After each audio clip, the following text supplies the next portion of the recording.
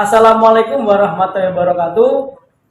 Berjumpa kembali bersama saya Fatoni, calon guru penggerak angkatan 7 dari Kota Surabaya. Pada kesempatan kali ini saya bersama rekan kerja saya di SDN Manu Arbatan 1, Ibu Anis Fauziah. Pada kesempatan ini kami akan melaksanakan diskusi lanjutan dari kegiatan pra-observasi tempo hari. Agenda hari ini adalah kami akan melakukan diskusi tentang perencanaan atau perancangan skenario pembelajaran atau RPP untuk kegiatan observasi kelas yang akan dilaksanakan di beberapa waktu ke depan. Itu Bu Anis nih. Siap. Sebelumnya saya berterima kasih Bu Anis karena Bu Anis sudah meluangkan waktunya dan sudah membuat perencanaannya, sudah dibuat ini perencanaannya. Nanti kita akan diskusikan. Baik, Bu Anis kabarnya bagaimana ini? Alhamdulillah luar biasa semangatnya. Alhamdulillah. Iya, terima kasih. Meskipun pada hari ini kita pengambilan videonya pada bulan puasa, bulan Ramadan, alhamdulillah Bu Anis sangat semangat nih. Tetap semangat. Baik, bisa kita mulai Bu Anis nih. Siap.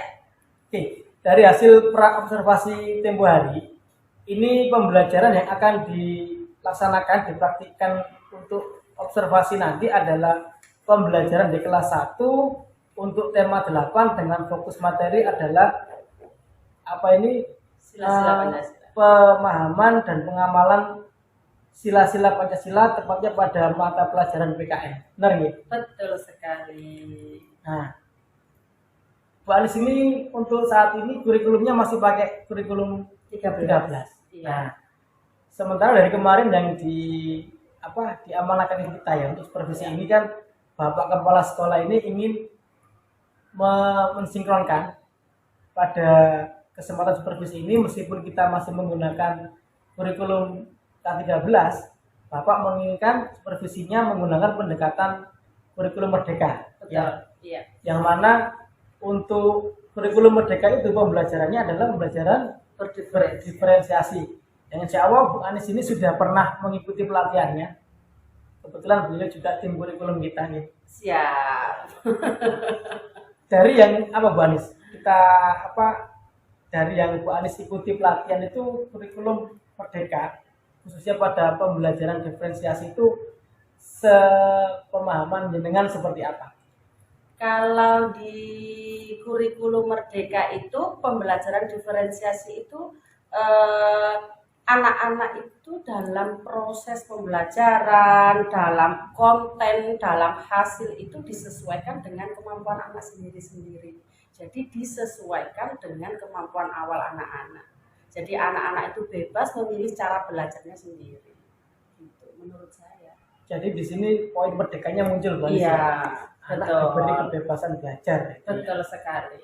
Tapi tadi yang disampaikan jenengan bahwa sebelum anak belajar maka dilakukan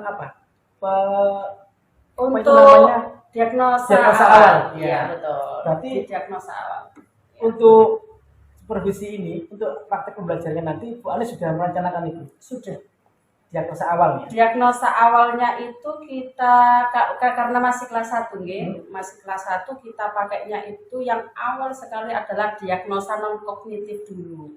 Jadi kesiapan anak-anak belajar, bagaimana emosi anak-anak, perasaan anak-anak ketika mau belajar itu seperti apa. Jadi kita melakukannya itu diagnosa non kognitif dulu. Diagnosa non kognitif Ya, pada kesiapan. preferensi apa ini?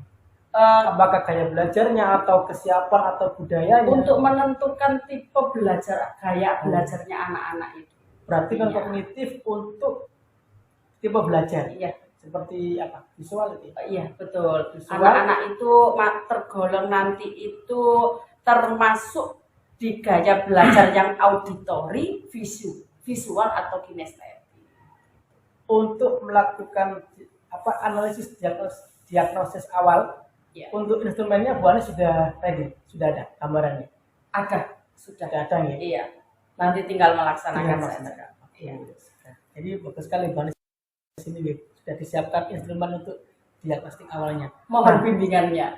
Kita belajar sama-sama Bu Anies sama. Juga Mohon belajar bimbingannya. sama-sama belajar. Makanya kita sudah pelatihan lebih dulu ya. Masya Kita Allah. belajar bersama-sama. Oke, Bu Anies, itu diagnostik ini kan saya kemarin juga melaksanakan untuk gaya belajar. Itu ada beberapa metode. Itu bisa digunakan wawancara langsung atau menggunakan lembar angket. Lalu Bu Anies menggunakan apa nanti rencananya? Seperti karena sesuai dengan kelasnya ya, saya kan kelas 1, jadi rencananya itu kayak pakai stiker-stiker emojinya anak-anak gitu. Jadi anak-anak itu walaupun ada yang memang belum bisa bercerita secara verbal, anak-anak bisa pakai stiker yang sudah disediakan. Jadi sudah dijelaskan oleh Bu Anies bahwa diagnostik awalnya, analisis diagnostik awal menggunakan preferensi gaya belajar dan metodenya untuk menentukan apakah anak ini auditori, visual ataupun kinestetik menggunakan stiker, Iya, lalu betul. stiker emoji. Iya, betul. Karena ini disesuaikan dengan tingkat jenjang anak yang masih kelas 1. Siap. Karena kemarin saya sendiri kelas 6 ini sudah melaksanakan yang serupa menggunakan teknik angket. Jadi ada disebar angket, nanti menjawab sesuai dengan apa yang dia rasakan sesuai dirinya. Iya, sesuai jenjang Sesuai ya. jenjang, ya. Betul, betul, betul. Ini kembali ke konsep merdeka belajar sesuai dengan anaknya. Iya. Dan tingkatannya. Tingkatannya. Jadi untuk asesmen diagnostik sudah ada. Skenario Bu Anies untuk melaksanakan diagnostik awal ya, analisis diagnostik awal tadi ya, Betul sekali. menggunakan stiker Emoji. emoji. Baik, kita sekarang masuk ke pembelajarannya Bu Anies ya. Siap.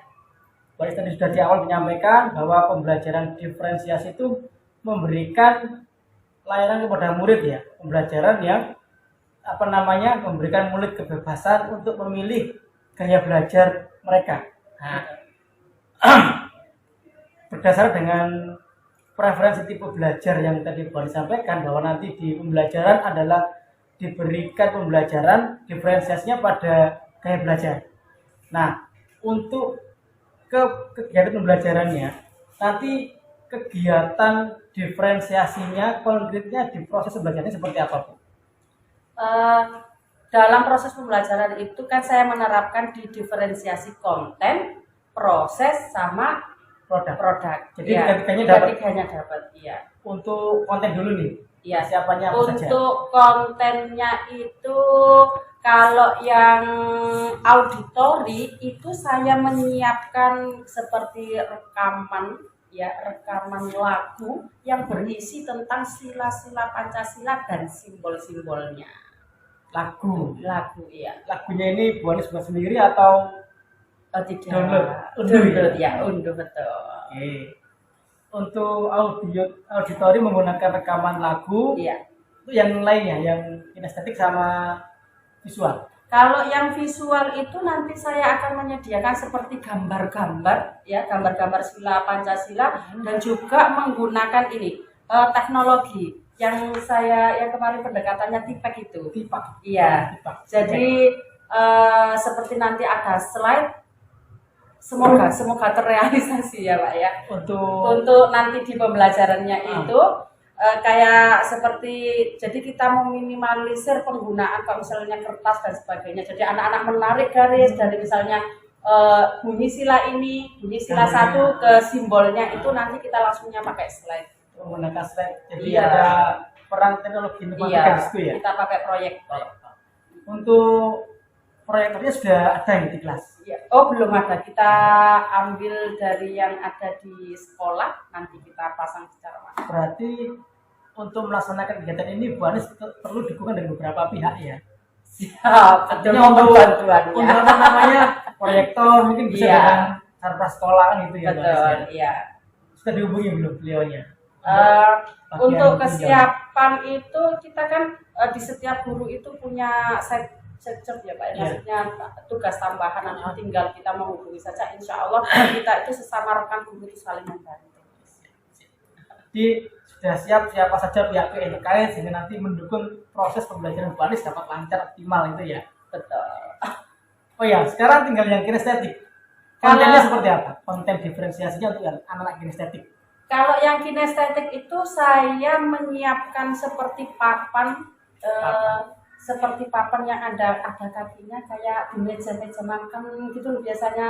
Nah, seperti itu nanti, tapi di situ kita taruh secara acak di lapangan, jadi anak-anak itu tidak belajar itu harus di kelas saja. Jadi kita ajak ke lapangan agar anak-anak itu yang tipe gaya belajar kinestetik itu kita belajar di ruang terbuka. Jadi Untuk di lapangan fasilitasi kebutuhan belajar mereka bergerak tadi ya. Iya betul. Jadi nanti kita letakkan secara acak, kemudian anak-anak itu menyusunnya sesuai dengan sila dan simbolnya. Jadi untuk konten semua sudah disiapkan dengan matang ya, mulai dari gambar, video sampai lagu dan perangkat-perangkat untuk kinestetik sudah disiapkan semua. Nah untuk diferensiasi prosesnya Bu, itu seperti apa nanti? Kalau di sini ini kalau yang kelompoknya ya. Iya. Kan anak-anak dibagi ke dalam kelompok-kelompok sesuai dengan gaya belajarnya ya Pak ya. Nah, ketika proses pembelajaran itu ya memang dengan kelompok sesuai dengan gaya belajarnya itu dengan treatmentnya berbeda-beda. Treatment berbeda-beda. Jadi guru di sini harus bisa memfasilitasi semua. Iya. Memang seperti itu ya tugas guru ya. Betul. Sebagai pelayan pengabdi kepada anak-anak gitu ya. Betul. Mendampingi sebagai fasilitator untuk mengembang mereka gitu ya. Oke, diferensiasi produknya Bu, nanti hasil belajarnya itu apakah diukur melalui apa ini? Kita ke produknya dulu aja deh. Produknya ini seperti apa dari masing-masing tipe nanti? Kalau produk atau hasil akhir yang ingin kita capai sesuai dengan gaya belajarnya anak-anak itu, kalau anak yang auditori, nah dia itu bisa dia itu bisa menyanyikan ya, karena dia kekuatan utamanya itu di mendengarkan ya. Jadi dia bisa menyanyikan lagu yang berhubungan dengan sila-sila Pancasila. Ini lagunya nanti kreativitas anak apa sudah disiapkan guru yang lirik dan sebagainya? Apa dari belajarnya tadi? Ya dari belajarnya yang tadi dari audio yang disiapkan dari Bu Anis ya. Untuk yang visual? Untuk yang visual itu nanti anak-anak akan menyusun bunyi sila Pancasila secara acak, disusun menjadi bunyi yang runtun yang benar ya. Dan kemudian juga dihubungkan atau nanti anak-anak akan menarik garis yang menjodohkan dengan simbol dengan bunyi apa. Tapi ini by teknologi informasi tadi ya, TIPAK tadi ya. Betul. Untuk yang kinestetik tadi, untuk produknya adalah apa ini? Hasil dari yang anak-anak itu kegiatannya tadi di lapangan itu kan sudah berhasil menyusun misalnya sila-sila Pancasila, terus lambangnya, dan juga mungkin pengamalan dalam kehidupan sehari-hari itu nanti anak-anak bisa menceritakan di depan, menceritakan kembali aktivitas yang sudah dilakukan. Selain ini kan untuk kognitif ya, untuk afektifnya apakah juga disiapkan oleh Pak Anis? Afektif anak-anak ini yang berhubungan dengan pembelajarannya dia, kemudian tentang Pancasila dengan afektifnya, apakah sudah ada perencanaan? Afektif itu berarti ini pengamalan itu ya? Iya. Dalam pengamalan Pancasila sikapnya anak-anak itu kan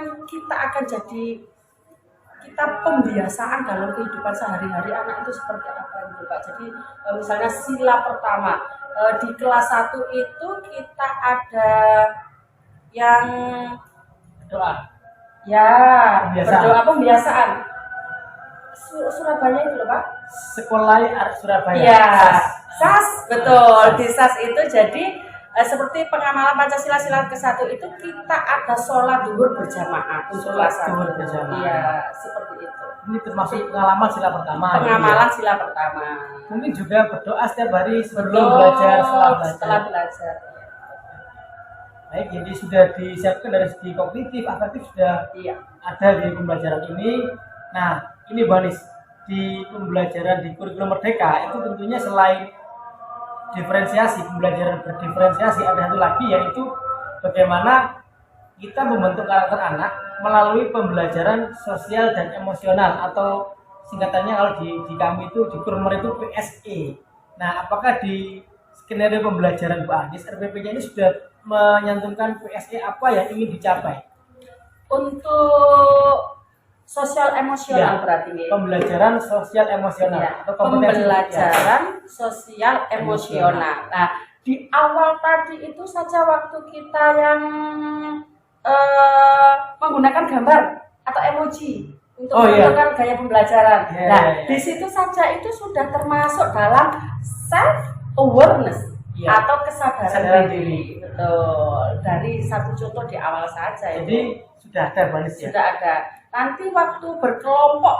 Nah, waktu berkelompok itu juga bisa kemampuan apa namanya? Berrelasi. Betul. Kemampuan berrelasi. Kemampuan berrelasi ada banyak, termasuk menghargai, empati. Nah, yang ditekankan Bu Anis di pembelajaran ini nantinya apa? Poin sikap yang mana? Apakah itu apa? Membangun hubungan secara positif. Membangun hubungan secara positif.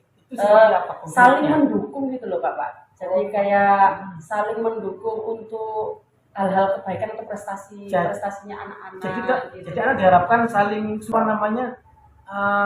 berempati itu ya, kerjasama itu ya. Betul, saling menghargai. Ya. Asesmennya Bu Anis, apakah nanti menggunakan formatif pertemuan atau formatifnya nanti di pertemuan berikutnya untuk penilaian asesmennya? Untuk asesmen ini akan langsung. Jadi iya. Itu jadi asesmennya akhirnya. Asesmen akhir. Iya betul. By test. Ya. Untuk tesnya nanti berarti soalnya sama ya. Artinya apa? Butir asesmen itu sama atau dibedakan? Dibedakan sesuai dengan gaya belajar siswa. Dibedakan juga. Iya. Karena waktu prosesnya kan sudah berbeda, otomatis di instrumen asesmen juga berbeda. Betul seperti itu Pak. Karena di kurikulum Merdeka itu kita selaku guru dan juga anak-anak diberi kemerdekaan dalam melaksanakan pembelajaran. Jadi kalau menurut Bu Anis seperti ini, dan itu paling pas untuk kelasnya, yaitu yang paling baik itu merdeka di sini. Jadi merdeka di sini itu kita diberi kebebasan dalam hal pembelajaran. Tapi tetap ada garis besarnya, yaitu kalau di K13 kan KIKD. Iya betul. Untuk KIKD kita punya acuan, tapi untuk pelaksanaannya itu kita merdeka.